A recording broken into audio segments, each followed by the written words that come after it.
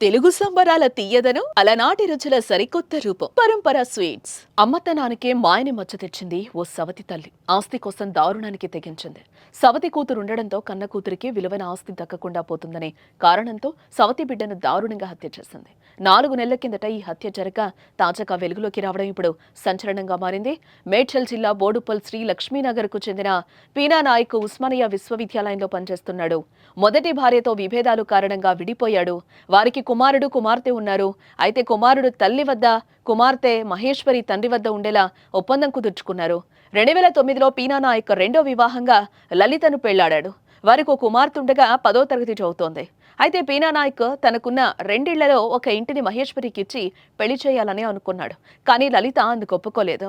ఈ క్రమంలో గొడవలు జరగా సూర్యాపేట జిల్లా కొమ్మల్ గ్రామానికి చెందిన సిఆర్పీఎఫ్ జవానుగా పనిచేస్తున్న తన మరిది బానోత్ రవి గత ఏడాది డిసెంబర్ 7న పీనా నాయక్ బయటకు వెళ్లిన సమయంలో రవి యాదాద్రి జిల్లా బీబీనగర్లో గ్యాస్ ఏజెన్సీ కంప్యూటర్ ఆపరేటర్గా పనిచేస్తున్న వీరన్నలు ఇంటికొచ్చి మహేశ్వరిని హత్య చేశారు. అనంతరం గోనెసంచిలో మృతదేహాన్ని కట్టి నల్గొండ జిల్లా శాలిగౌరారం మండలం వంగమర్తి వద్ద మూసీ నదిలో పాతిపెట్టేశారు.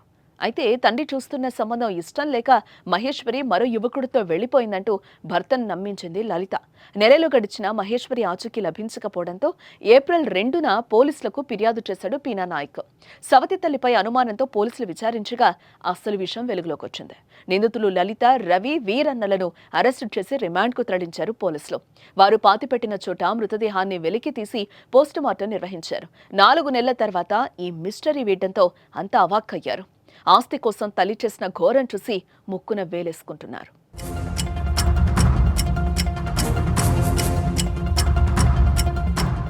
మొత్తం ఈ ఇల్లు, ఆస్తి, ఇంటి దగ్గర ఒక 6 ఎకరాల పొలం ఉంటుంది.